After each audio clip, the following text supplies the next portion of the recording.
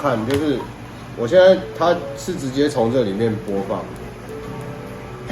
直接从这个吉他本身播放，所以换句话说，我不需要连接，我就可以。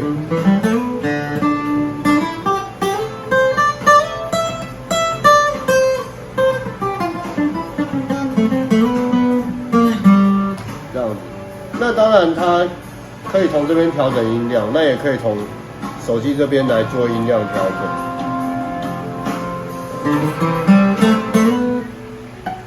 然后现在不小心，对 WiFi 卡住。好，那趁这个时间点，我先来把它接回去。